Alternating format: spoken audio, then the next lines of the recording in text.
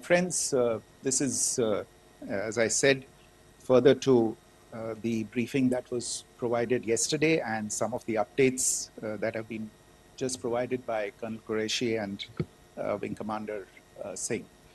I thought that we would just put some of the aspects related to the events that started on 22nd April with the barbaric terror attack in Pahalgam into further context, because there is a certain amount of commentary that has happened with regard to the events since then.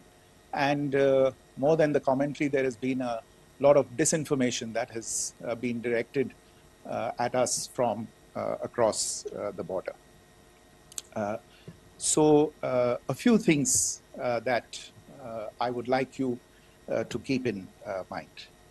First of all, there is mention on all sides of escalation. I think the first point that you have to keep in mind is the attack of 22nd April in Pahalgam is the original escalation.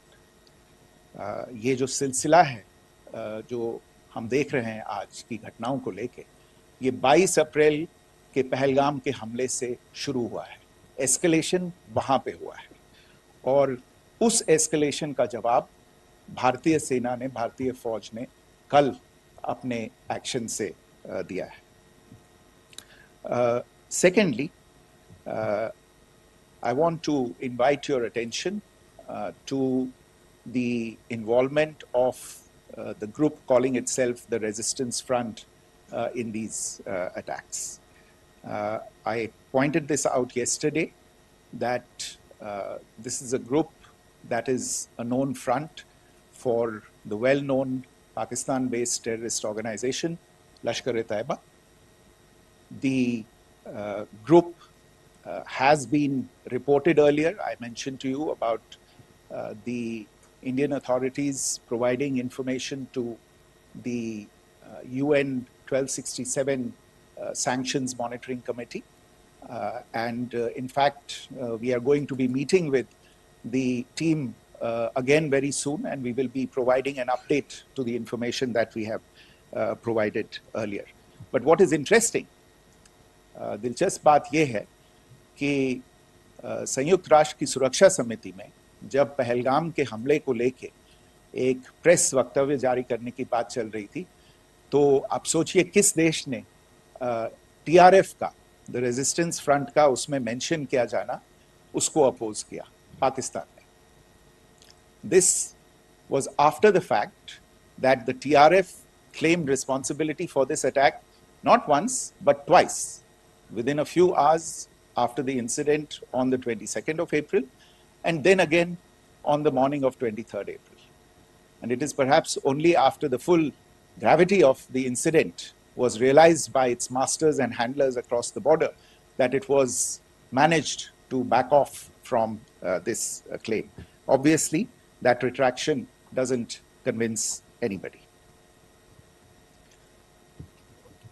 तीसरी चीज जो मैं आपसे कहना चाह रहा था, और कर्नल कुरैशी और विंग कमांडर सिंह ने कल भी बड़े स्पष्ट शब्दों में और आज भी आपसे ये बात साझा की है. जो भारतीय रिस्पॉन्स है वो नॉन एस्केलेटरी है, प्रिसाइज है, सटीक है, मेजर्ड है और कंसिडर्ड है. Our intention has not been to escalate matters. We are only responding to the original escalation, as I said, and our response has been targeted, precise, controlled and measured. Only military, no military targets have been selected. Only terrorist infrastructure in Pakistan has been hit. Now, there are as I said, a number of issues that have been raised in commentaries, and there's a lot of, as I said, unfounded disinformation and fabrication that has come from across the border. And I would just like to use this opportunity to set the record straight on some of these issues. The first of these is Pakistan trying to wash its hands off any and all involvement with terrorism. I think the Pakistani information minister said there are no terrorists in Pakistan. And I think he was challenged on that in the television program that he was appearing on. But even if I partially repeat myself from yesterday, I think Pakistan's reputation as the epicenter of global terrorism is rooted in a number of instances where concrete evidence is available, not just to India, but to governments and authorities and agencies around the world. There are several terrorist attacks around the world where Pakistani fingerprints have been found. I don't need to belabor the point with regard to this audience about where Osama bin Laden was found and who called him a martyr. Pakistan has also for decades pursued cross-border terrorism into India with impunity. And as I said yesterday also, in order to deliberately mislead the international community, they claimed that the terrorist Sajid Mir was dead. They came under pressure, and Sajid Mir was then brought back to life, arrested, and is now apparently in Pakistani custody. Pakistan is also home to a very large number of UN proscribed as well as UN proscribed terrorists, as well as terrorists proscribed by a number of other governments in the world, including, of course, the Lashkar-e-Taiba and the Jaish-e-Mohammed, as well as their leaders, Masood Azhar and Hafiz Mohammed Saeed. आपने देखा होगा हाल ही में पिछले कुछ दिनों में पाकिस्तान के रक्षा मंत्री और उनके पूर्व विदेश मंत्री दोनों ने इस बात को माना है कि पाकिस्तान का ऐसे ग्रुप्स के साथ जो रिश्ता है वो क्या रहा है. Both the defense minister and the former foreign minister of Pakistan, I think they've done a more eloquent job of this than I could ever do in terms of describing their country's implication in international terrorism and their involvement in housing these kinds of groups. दूसरा जो विषय है वो है पाकिस्तान का जो एक दावा है कि एक इंटरनेशनल impartial investigation होना चाहिए, एक joint investigative committee होनी चाहिए. These calls for jointly investigating this heinous and barbaric attack in Pahalgam. I think you know the history well on this, you know the track record well, and it is not a bright track record insofar as Pakistan is concerned. In fact, in the pursuit of justice for the victims of multiple terrorist attacks, whether it be Mumbai in 2008, in Pathankot in 2016, or many others. But in particular for these two attacks, India had offered to cooperate. India provided forensic evidence and urged Pakistan to bring the perpetrators of these attacks to justice. We, in particular with regard to the Mumbai attacks of 2008, where a Pakistani Lashkar-e-Taiba terrorist was captured alive, India provided extensive information and evidence related to the involvement of Pakistani terrorists in this attack. Cases were registered, but you are all aware that these cases have not progressed, despite the formation of judicial teams, etc. And Pakistan has consistently stonewalled all efforts to move the investigation along. In fact, with regard to the Pathankot attack as well, a joint investigative team was formed. We gave access, unprecedented access, I should say, to Pakistani team to the site of the attack. Details of call records data and DNA, etc., were shared with Pakistan. We had shared with them details related that we had been able to access to the addresses of terrorists. We presented evidence against the office bearers of Jaish-e-Mohammed who had conspired in the attack and the handlers of the terrorists who facilitated them and guided them in. But there has been no movement on this. So in all of this, I think the experience has not been positive, and it certainly doesn't give us the confidence now to take at face value Pakistani assertions of wishing to participate in a joint investigation. These are just delaying tactics. These are just stonewalling tactics. And in fact, there is reason to believe that Pakistan uses the evidence that we provide only to cover its tracks and, in fact, defend the terrorists who we are looking for and obstruct the path of investigation. A third point that I wanted to address was the claim that only civilians were killed in the strikes on the 7th of May. We have made the point very clearly that all attacks on the morning of 7th May were against carefully selected terrorist infrastructure, terrorist targets.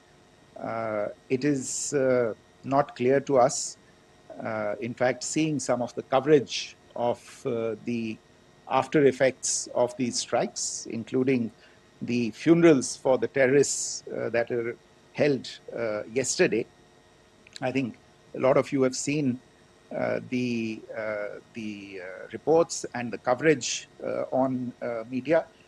If only civilians, if any civilians were killed in these attacks, I wonder what message this picture actually sends to all of you.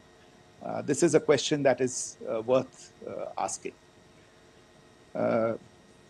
It's also odd that the funerals of civilians are carried out with the coffins being draped in Pakistani flags and state honors being accorded.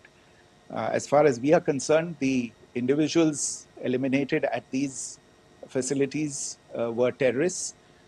Giving terrorist state funerals may be a practice in Pakistan.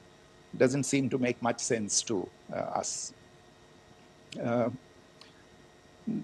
Pakistan has also claimed that India deliberately attacked religious sites. This is completely false again. I have made it clear that the targets were terrorist infrastructure, terrorist facilities, and locations connected clearly with incidents of cross-border terrorism into India. And it is in fact Pakistan that is misusing religious sites as a cover to in fact radicalize, direct and indoctrinate and train terrorists.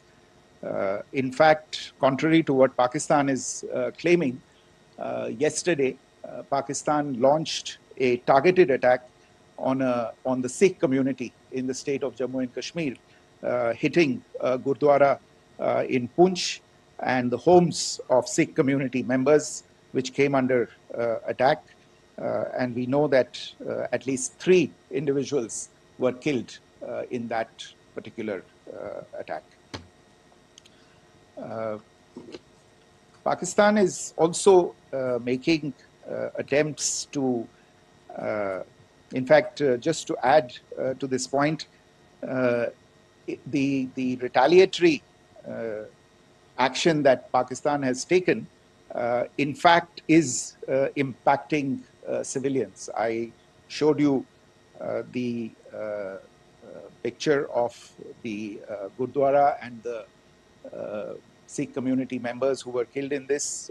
There are other civilians also who've been killed and injured in these attacks. In fact, since yesterday morning, a total of 16 civilians have been killed and 59 others have been injured in the attacks by Pakistan. Not only this, Pakistan is also making attempts as part of its disinformation campaign to paint our action with regard to cross-border terrorism through the communal angle. If that is the issue, then I think I can do no better than to cite or point you in the direction of the Pakistan Army Chief's speech of 16 April 2025. I think that is the last word in communal rhetoric. And in the Pahalgam attack itself, you are aware of the kind of religious profiling that was done there. And perhaps there is a linkage between these two events. I can only say that these nefarious designs will not be allowed to succeed in India. And it is to be noted that people from all faiths, all religions, all regions in India have unequivocally, not just in India, but around the world, have condemned these attacks. The Pakistani claims of now responding to India's strikes of the 7th of May. As I said right at the outset, it is India which is responding. The original escalation was by Pakistan on the 22nd of April. We are the ones who are responding to that escalation with the action that was taken yesterday morning. And again, I would like to emphasize that the action was restrained. It was directed towards non-civilian, non-military targets and confined to terrorist camps. And again, as we have been saying since yesterday, any further action by Pakistan, some of which we are seeing today, is nothing but escalation by Pakistan now, once again, and will be responded to and is being responded to appropriately. One point that I wanted to also address was the allegations to the targeting of a dam, the Neelam Jhelum project in Pakistan-occupied Kashmir. I want to say that this is an absolute and complete fabrication and a blatant lie. India has targeted only and only terrorist infrastructure, and the details of that, that terrorist infrastructure, together with the locations, were shared with you yesterday by Colonel Qureshi and Wing Commander Singh. I should note that if this kind of a claim is a pretext for targeting Indian infrastructure of a similar nature, Pakistan will be entirely responsible for the consequences that will undoubtedly follow. Finally, I want to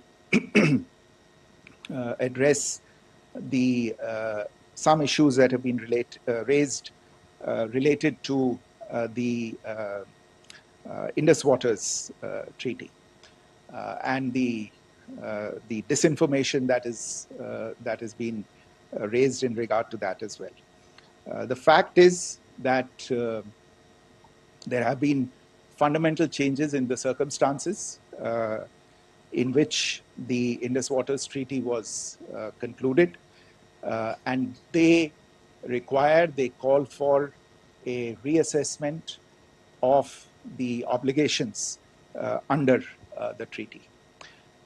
Over the last year and a half to 2 years, India has been in communication with the government of Pakistan. We've sent several notices to them requesting for negotiations to discuss modification of the treaty. India has for 6+ decades now honored the treaty, even during periods when Pakistan imposed multiple wars on us, and even when relations were adversarial. Pakistan is the one that has been acting in violation of the treaty, deliberately creating legal roadblocks in India exercising its legitimate rights on the Western rivers. Any projects that India sought to build on the Eastern rivers, and even on the Western rivers, which we are allowed to by the treaty, were always challenged by Pakistan, thereby hampering our rights to utilize our legitimate waters under the treaty. In fact, if you see the preamble of the treaty itself states that the treaty was concluded in a spirit of goodwill and friendship. Mark those words, concluded in a spirit of goodwill and friendship. ये भारत का धैर्य और भारत की सहनशीलता है जो 65 साल से हम इतनी प्रोवोकेशन के बावजूद इस ट्रीटी को निभा रहे हैं. However, as has been made clear earlier as well, Pakistan has not responded to our request to enter into negotiations for a reassessment of the obligations under the treaty. A number of conditions have changed. This is a treaty that was based on the engineering techniques of the 50s and the 60s. We are living through the first quarter of the 21st century. Technological changes and technological advancements have to be taken into account. There are demographic changes, there are climate changes that have taken place. There is the imperative of clean energy, and of course the terrorism that Pakistan has wreaked in the state of Jammu and Kashmir itself has hampered India's ability to exercise its rights under the treaty. Pakistan's persistent refusal to respond to our requests to enter into government-to-government negotiations on the modification of the treaty is, in a sense, itself a violation of the treaty. And therefore, India has taken the step of putting the treaty in abeyance until Pakistan abjures irrevocably its support for cross-border terrorism. Maybe I'll stop there. I mentioned earlier yesterday as well that this is an evolving situation. I would therefore ask all of you to be considerate and restrained. It will not be possible for us or my colleagues from the armed forces to share operational details at this point in time. Beyond that, if you have any questions, may I have time for only a few, and I'll try to answer those questions. Okay, I give the floor to Rishabh. On Secretary, good evening. This is Rishabh from Times Now. I just wanted to understand, as per the press release that has been released earlier today, it says that we have successfully hit at the air defense of Lahore. Does it give our forces a better chances if in case of further escalation? And are there other air defense places as well at strategic location that were targeted? Rishabh, you are violating the first rule that I set out at the end of my remarks. The press release that has been issued by the Ministry of Defense today speaks for itself. It is related to operational matters. It's been released by the Ministry of Defense.